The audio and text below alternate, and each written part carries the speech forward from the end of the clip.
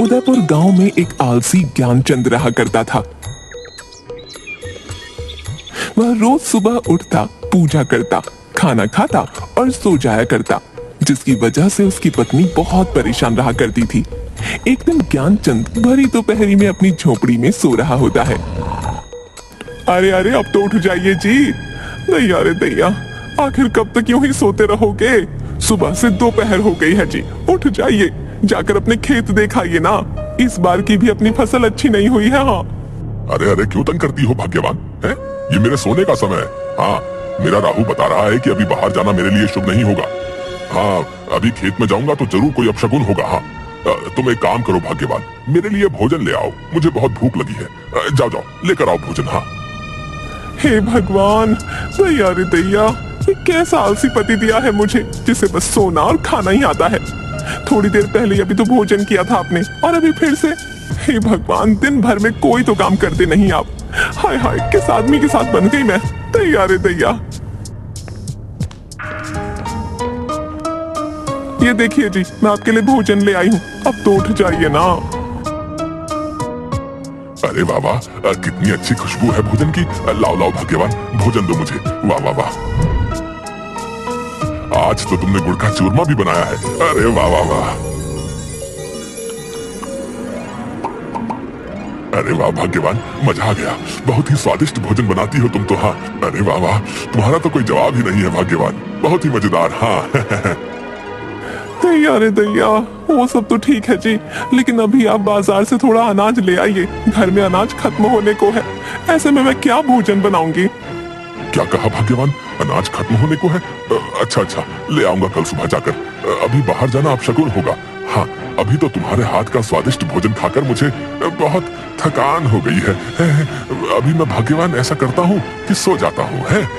अच्छा, मैं सोता हूँ। दैया रे दैया, हे भगवान, आपको तो दिन भर सोने के अलावा कुछ नहीं सूझता। जब देखो तब आलस। मैं बहुत तंग आ गई हूँ आपसे। अगर ऐसे ही चलता रहा तो मैं अपने मायके चली जाऊंगी। हाँ, बताई देती हूँ आपको। अच्छा अच्छा ठीक है भाग्यवान, बाद में सोचूंगा इस विषय के बारे में। अभी मुझे नींद आ रही है।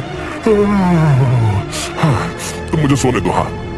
जिसके बाद ज्ञानचंद खर्राटे लेता हुआ सो जाता है। अगली सुबह एक साधु महाराज ज्ञानचंद के घर भिक्षा मांगने आते हैं। अरे कोई है? साधु को भिक्षा दे दो, भिक्षाम देहि। अरे साधु महाराज, क्या चाहिए आपको? बताइए मुझे, मैं अभी लाकर देती हूँ। हाँ। बेटी, मैं काशी यात्रा से लौटा हूँ, मुझे बहुत भूख लगी है। अगर खाने को थोड़ा भोजन मिल जाता तो थोड़ी शांति मिलती बेटी। अरे हाँ हाँ, क्यों नहीं साधु महाराज, आइए आइए, हमारी झोपड़ी में आइए ना, मैं अभी आपके लिए भोजन लेकर आती हूँ। हाँ।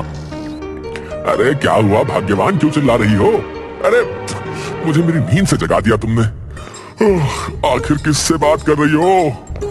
अरे दैया रे दैया, उठ गए आप, ये तो चमत्कार ही हो गया। देखिए देखिए, काशी से साधु महाराज आए हैं हमारे द्वार पर। ज्ञानचंद साधु महाराज को देखकर थोड़ा खुश हो जाता है। अरे अरे माफ कीजिएगा महाराज जी, आइए आइए, आप अंदर आइए। वाह वाह वाह वाह, सुबह सुबह आपके दर्शन पाकर तो मैं धन्य ही हो गया। हाँ। जिसके बाद साधु ज्ञानचंद की झोपड़ी में आकर बैठ जाते हैं। अरे भाग्यवान, जल्दी से महाराज के लिए भोजन लेकर आओ। जाओ जाओ जाओ, जल्दी जाओ, जल्दी से लेकर आओ। जाओ जाओ। हाँ हाँ, मैं अभी भोजन लेकर आती हूँ। हाँ, साधु महाराज जी के लिए, बस मैं अभी गई, अभी आई।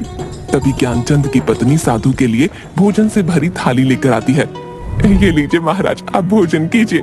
हाँ, कीजिए कीजिए, खाकर बताइए मेरे हाथों का भोजन कैसा लगा आपको।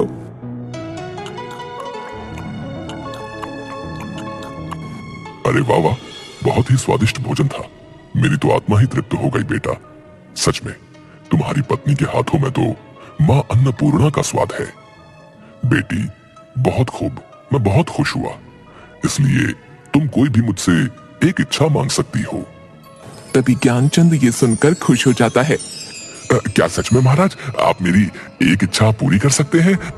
अगर ये सत्य है महाराज, तो मुझे वरदान दे दीजिए कि मुझे जीवन में कभी कोई कार्य ना करना पड़े महाराज। मैं पूरा जीवन आराम करके ही बिताना चाहता हूँ। हाँ।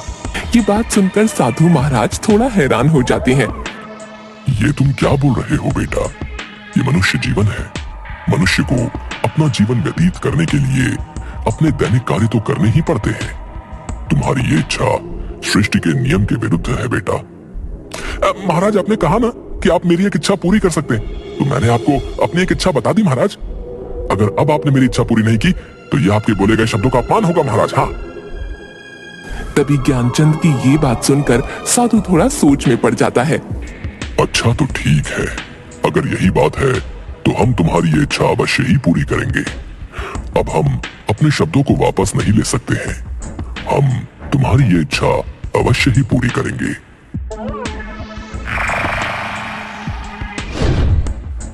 डरो मत, ये जादुई राक्षस है, ये तुम्हारी हर इच्छा पूरी करेगा।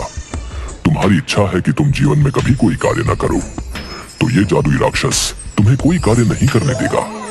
तुम्हें जो भी कार्य करवाना होगा ये जादुई राक्षस कर देगा।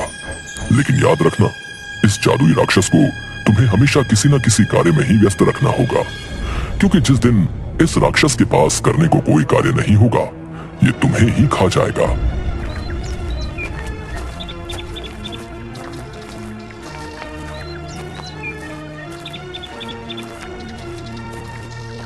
तभी ये बात सुनकर ज्ञानचंद की पत्नी थोड़ा डर जाती है। तैया रे तैया, नहीं नहीं, ये आपने क्या कर दिया जी? अपने आलस में आकर साधु महाराज से कैसी मूर्ख इच्छा मांग ली। मुझे तो आपके लिए बहुत चिंता हो रही है जी। अगर किसी दिन इस भयानक दिखने वाले राक्षस ने आपको ही खा लिया तो मैं क्या करूंगी जी? अरे भाग्यवान, तुम व्यर्थ में ही चिंता कर रही हो, ऐसा कुछ नहीं होगा।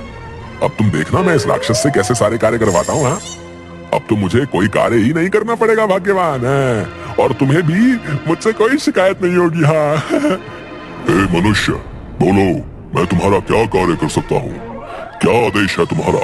जल्दी बताओ, वरना मैं तुम्हें ही खा जाऊंगा। हाँ। जाओ जादुई राक्षस, बाजार जाकर अनाज की बोरियां ले आओ। जा जाओ, घर में अनाज की बोरियां नहीं है।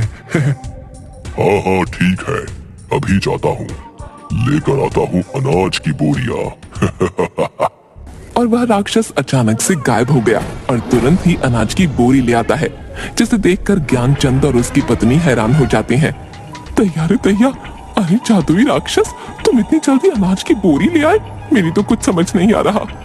मैं कोई साधारण राक्षस नहीं हूँ, बल्कि एक मायावी राक्षस हूँ। इसलिए जो भी तुम मुझे कार्य करने को दोगे, उसे मैं अपनी मायावी शक्ति से पल भर में ही कर दूंगा। अब बताओ और क्या कार्य करना है, वरना मैं तुम्हें ही खा जाऊंगा। ज्ञानचंद थोड़ा सोच में पड़ जाता है। अच्छा अच्छा ठीक है, तुम यहाँ से मेरे खेत में जाओ और जाकर सिंचाई कर दो। जादुई राक्षस, जाओ जाओ। ठीक है, मैं तुम्हारे खेत की सिंचाई करके अभी आया। दैया रे दैया, सुनिए जी, मुझे तो बहुत डर लग रहा है। ये जादुई राक्षस तो सच में बहुत भयानक है जी। अगर सच में इसने आपको कुछ कर दिया तो?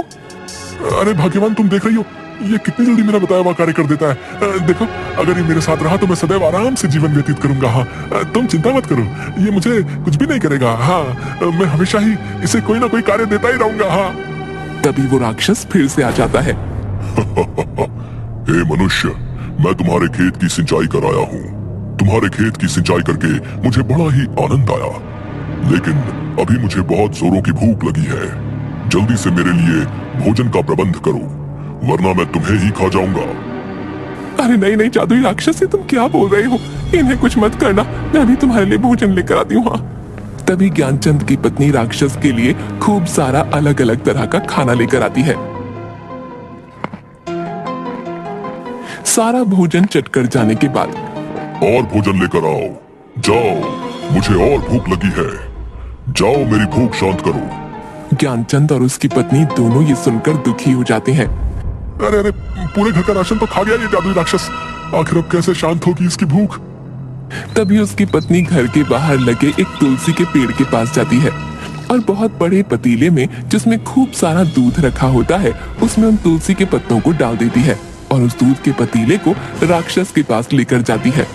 ये लो जादुई राक्षस, इस दूध को पी लो, इस दूध से तुम्हारी भूख शांत हो जाएगी। जिसके बाद राक्षस सारा दूध पी जाता है और एक लंबी डकार लेता हुआ, हाँ भाई, अब आया मजा, अब मेरी भूख शांत हो गई है। वाकई ये दूध बहुत ही स्वादिष्ट था। आनंद आ गया। अच्छा बताओ, अब क्या कार्य करना है तुम्हारा? जल्दी बताओ, वरना मैं तुम्हें खा जाऊंगा। अब ज्ञानचंद उसे कोई ना कोई काम बता देता और राक्षस झट से कर देता। लेकिन एक दिन ऐसा आया जब ज्ञानचंद के पास उस जादुई राक्षस को बताने के लिए कोई काम नहीं था। ऐसे में ज्ञानचंद बहुत दुखी हो गया। अरे भाग्यवान, ये मैंने क्या आफत अपने गले में डाल ली है। उस राक्षस को मैं जो भी काम देता हूँ वो राक्षस उसे बहुत शीघ्र ही कर लेता है। आज तो मेरे पास उसे देने के लिए कोई काम भी नहीं बचा। अब ऐसे में तुम ही बताओ मैं क्या करूं। लगता है आज तो मुझे वो राक्षस खा ही जाएगा। हाय भाग्यवान, अब मैं क्या करूंगा। अब तो मैं तुम्हें छोड़कर उस राक्षस के पेट में जाने वाला हूँ। हाय हाय हाय। दैया रे दैया, आप चुप हो जाइए जी। मैंने आपसे कहा था वो जादुई राक्षस बहुत भयानक है। लेकिन आप चिंता मत कीजिए, मैं उस जादुई राक्षस को आपको कुछ नहीं करने दूंगी। हाँ, लेकिन आपको भी मुझसे वादा करना होगा। आज के बाद आप अपने सारे काम खुद ही करेंगे। हाँ। अरे हाँ हाँ भाग्यवान, मैं वादा करता हूँ आज से अपने सारे कार्य स्वयं ही करूंगा। हाँ, लेकिन तुम मुझे उस राक्षस का भोजन बनने से बचा लो भाग्यवान। अच्छा अच्छा ठीक है। अब आप देखा मैं उस राक्षस को आज कितना महत्वपूर्ण कार्य देती हूँ जिसे वो जादुई राक्षस कभी पूरा नहीं कर पाएगा। तभी वहां पर राक्षस आ जाता है और ज्ञानचंद से, हे मनुष्य, बताओ मुझे आज क्या कार्य करना है। जल्दी बताओ, वरना मैं तुम्हें ही खा जाऊंगा। अरे दैया, ओ जादुई राक्षस, आज मैं तुझे काम देती हूँ। मेरी झोपड़ी के पीछे एक मोती नाम का मेरा प्यारा कुत्ता रहता है। तुम चाहो उस मोती की दुम को सीधा कर दो। जब तक उस मोती की दुम सीधी नहीं हो जाती तुम यहाँ वापस मत आना। हाँ। अच्छा ठीक है, मैं अभी जाता हूँ और उस मोती कुत्ते की दुम को सीधी करके अभी आता हूँ। अरे भाग्यवान, ये क्या काम दिया तुमने उस जादुई राक्षस को। तुम देखना, वो अभी मोती की दुम सीधी करके आता ही होगा। हाँ, अब तो वो मुझे खा ही जाएगा। हाँ। दैया रे दैया, आप भी ना बिल्कुल मूर्ख ही हैं। अरे भला कुत्ते की भी दुम कभी सीधी होती है। वो जादुई राक्षस मोती की दुम को कभी सीधा नहीं कर पाएगा। हाँ, और ना वापस यहाँ लौट कर आएगा। अरे वाह वाह वाह भाग्यवान, ये तो मैंने सोचा ही नहीं। अरे भाई वाह वाह, मान गया तुम्हें। क्या दिमाग लगाया तुमने भाग्यवान। हाँ भाग्यवान, बहुत ही अच्छा। हाँ, अब वो राक्षस वर्षों तक कभी मोती की दुम को सीधा नहीं कर पाएगा। हाँ। जिसके बाद अगले ही दिन से ज्ञानचंद अपने सारे काम खुद करने लगा, किसी आलस के बिना। और उधर जादुई राक्षस मोती के पीछे उसकी दुम को सीधा करने के लिए कई वर्षों तक यूं ही भागता रहा। न तो वह कभी मोती की दुम को सीधा कर पाया और न लौटकर ज्ञानचंद के पास आ